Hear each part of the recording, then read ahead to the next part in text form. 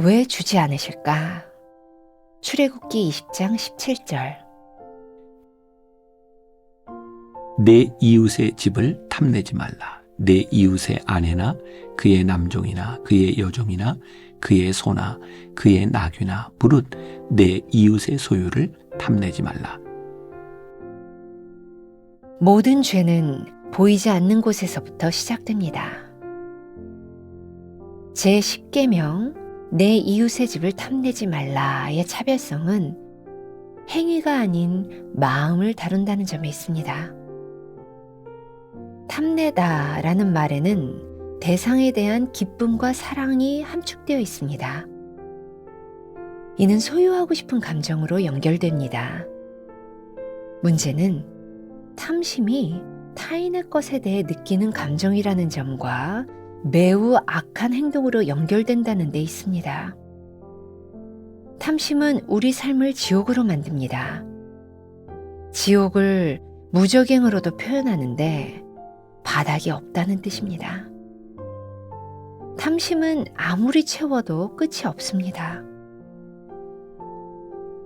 인류 최초의 범죄는 탐욕 때문에 일어났습니다. 아담과 하와는 하나님이 금하신 나무를 탐하다가 결국 손을 대고 말았습니다. 탐욕은 자신에게 있는 온갖 아름답고 풍성한 것보다 금기된 것에 온 마음을 쏟게 합니다. 가나안 정복을 시작한 이스라엘의 첫 번째 죄 역시 탐욕 때문이었습니다.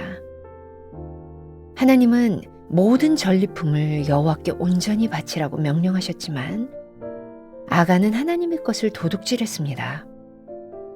전리품을 온전히 바치라는 하나님의 명령은 앞으로 이스라엘이 누리게 될 축복의 주권에 관해 가르치기 위함이었습니다.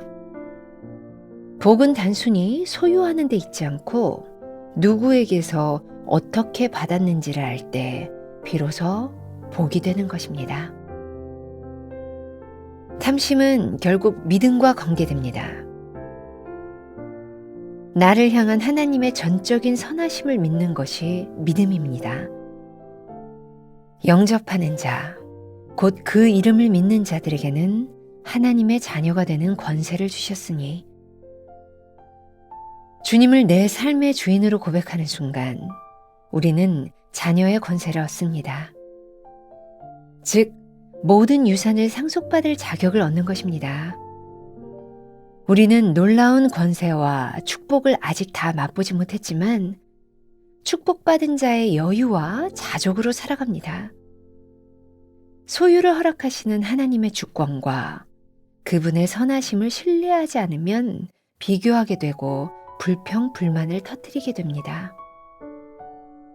탐심은 도둑질할 가능성의 문제만이 아니라 하나님의 주권과 계획에 대한 불신앙의 모습이기도 합니다.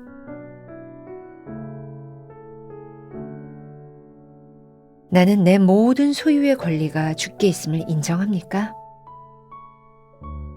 나에게 있는 아름답고 풍성한 것들은 무엇입니까? 소유하고 싶으나 허락하지 않으시는 것은 무엇입니까? 왜일까요? 오늘은 1월 21일 왜 주지 않으실까? 이런 제목으로 말씀을 나누겠습니다. 자, 오늘 비로소 이제 10계명 10번째 계명으로 들어가게 됩니다. 제가 10계명을 외우는 방법 좀 알려드렸죠. 신우이 안부 살간도 증탐. 자, 마지막 10번째 탐. 남의 것을 탐내지 마라. 자, 혹시 첫 부분 못 들은 분을 위해서 제가 다시 한번 이야기하자면 이 10계명은 우리들이 10번째 계명으로부터 첫 번째 계명으로 거슬러 올라갑니다. 또 이야기하자면 첫 번째 계명을 지킬 수 있다면 사실 나머지 9개의 계명은 아무 문제가 되지 않습니다. 결국 이 10개의 계명이 다 첫 번째 계명을 향해 가고 있다는 것도 여러분들이 기억하십시오. 그리고 이 부분에 대해서 조금 더 궁금증이 있는 분들은 제가 수년 전에 썼던 책 살아내는 약속이라는 책을 보시면 훨씬 더 도움이 될 것 같습니다. 오늘 10번째 계명 내 이웃의 것을 탐내지 말라. 이 탐심에 대한 이야기를 나누어 보려고 합니다. 우리가 며칠 전 중세시대의 7가지 치명적인 죄 중에 탐심에 대하여 또 나누었었죠. 이 탐욕이라고 하는 것은 인류 복음을 막론하고 계속 우리들에게 문제가 되었던 그런 죄의 문제였던 것 같아요. 그러니 오늘 우리들에게도 다시 한번 이 탐내는 것, 탐심에 대한 문제를 해결해야 될 것 같습니다. 여러분들 묵상책 첫 번째 그런 제목으로 시작하고 있죠. 모든 죄는 보이지 않는 곳에서부터 시작됩니다. 오늘 이 10번째 계명은 탐심, 마음에 대한 것을 다루고 있어요. 사실 요거 바로 전에 신의 안부 살간도 증탐 보니까 2가지의 계명, 도적질하지 말라, 그리고 거짓 증거하지 말라. 요 말씀들의 실제적인 액팅에 대한 부분이에요. 근데 10번째는 탐심, 마음에 대한 부분이죠. 사실 탐심이라고 하는 것, 우리들이 악한 행동을 만들어내는 것은 마음에서부터 나오죠. 그리고 그 행동으로 인하여 우리들이 경험하는 그 지옥과 같은 것, 그 모든 것 역시 마음에서부터 나오는 거예요. 그러니까 우리들의 마음에 탐심이 있으면 우리는 지옥 같은 세상을 살아갈 수밖에 없어요. 여러분들 묵상집에도 그런 표현이 되어 있죠. 탐심은 우리 삶을 지옥으로 만듭니다. 지옥을 무저갱으로 표현하는데 바닥이 없다는 뜻입니다. 탐심은 아무리 채워도 끝이 없습니다. 탐심의 정체, 아무리 채워도 채워지지 않는 무저갱. 탐심이 우리들에게 있으면 우리는 지옥 같은 삶을 살아요. 오늘 여러분들의 삶이 지옥같이 느껴진다면 그 정체는 탐심이 아닐까를 생각해 봐도 좋을 것 같습니다. 자, 제가 지금 하려고 하는 이 이야기는 너무나 많은 버전이 있어서 이게 진짜 누구 얘기인지 몰라요. 하도 떠도는 얘기가 많습니다. 제가 읽은 책에는 앤드류 카네기라고 되어 있는데 앤드류 카네기는 미국의 갑부였던 사람이죠. 어떤 기자가 앤드류 카네기에게 물었습니다. 얼마나 돈을 더 가지면 만족하시겠습니까? 그의 대답은 조금만 더. 조금만 더.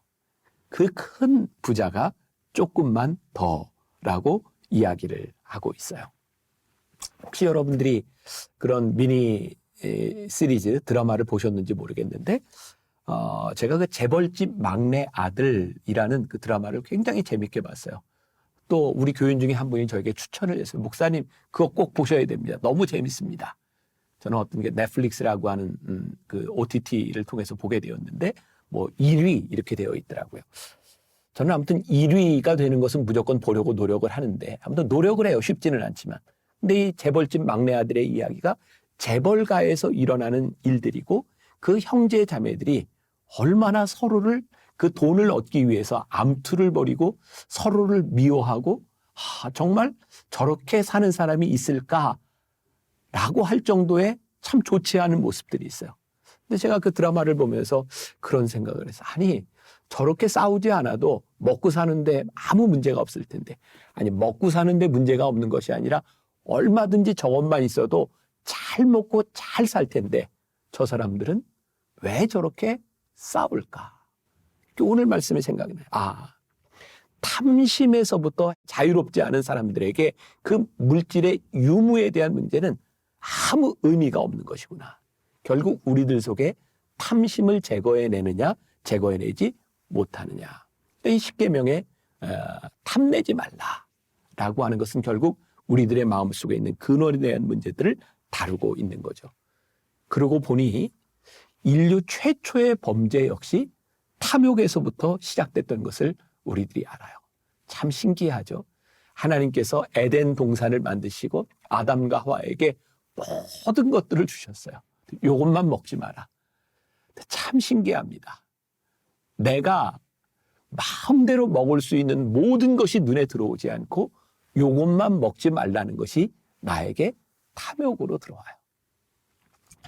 이스라엘 백성들이 출애굽해서 첫 번째 여리고성을 점령하고 우리 하나님께서 너희들과 우리 사이의 관계를 바로 하기 위해서 다 진멸하고 너희들의 모든 이 소유들 다 하나님께 가져와야 된다. 근데 아간이라고 하는 사람이 그거 숨겨요. 아니 40년 그의 조상 때부터 그 광야를 지나오며 하나님과의 관계 속에서 이 전쟁에 승리를 했는데 자기 눈앞에 보이는 그 탐욕 때문에 이스라엘 백성 전체가 고통을 당하게 되죠. 우리가 깨닫게 되는 거예요. 복이라고 하는 것은 내가 무엇을 얼마나 가졌냐고 하는 탐욕에서부터 시작되는 것이 아니라 그것이 누구에게서 어떻게 받았느냐가 훨씬 더 중요한 일이다. 기억하세요. 여러분들의 삶에 내가 무엇을 가진 것이 축복이 아니라 그것을 어떻게 누구로부터 소유하게 되었느냐가 훨씬 더 중요한 일이라는 사실을 기억해야 돼요. 그래서 여러분들 또 묵상집으로 돌아가면 탐심은 결국 믿음과 관계된 문제이다라고 말을 하고 있죠. 이 탐욕을 이길 수 있는 것은 믿음에 대한 문제인데 어떤 믿음? 하나님께 대한 믿음이죠. 우리들은 늘 우리들이 얼마를 가졌나, 얼마나 우리들이 필요로 하는가라는 것을 늘 생각하게 되는데 이것이 하나님과 관계된 부분인지를 우리들이 알아야 된다는 거예요. 부자는 어떤 사람일까요? 더 이상 내가 원하는 것이 없어. 부유한 삶을 사는 겁니다. 가난한 사람은 어떤 사람이에요? 지금도 늘 부족해. 결국 이 우리의 마음에 대한 문제가 하나님과 관계되어 있는 거죠.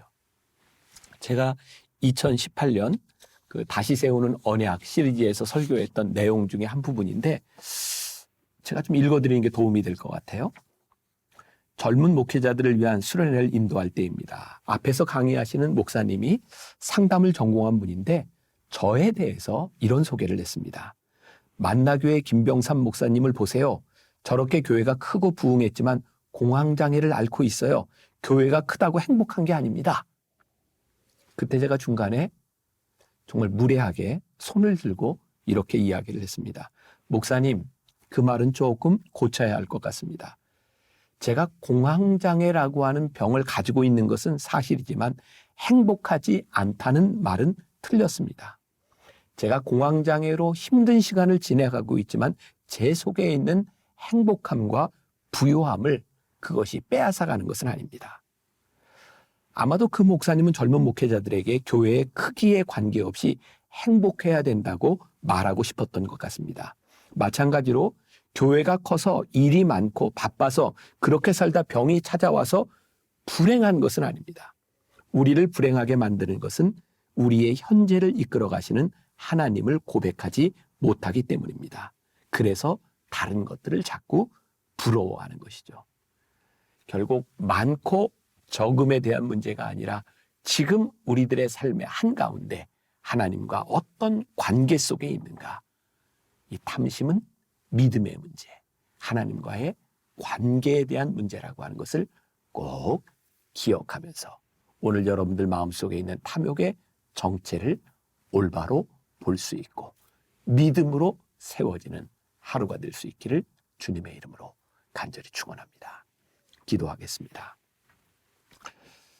오늘 10번째 계명 탐내지 말라는 말씀을 우리들이 함께 나누었습니다. 하나님께서 우리들에게 강력하게 주시는 말씀이 있습니다. 내 마음의 문제, 내 속에 믿음이 떠나가고 하나님을 올바로 보지 못하는 내 마음속에 있는 그 탐욕의 정체를 보라고 우리들에게 말씀하고 계십니다. 오늘 하루를 사는 동안 하나님과의 관계를 먼저 생각하게 하여 주옵시고 우리의 마음속에 있는 그 탐욕의 정체를 바라보게 하여 주옵시고 또 믿음으로 결단할 수 있는 하루가 되게 하여 주옵소서. 예수님의 이름으로 기도했습니다. 아멘.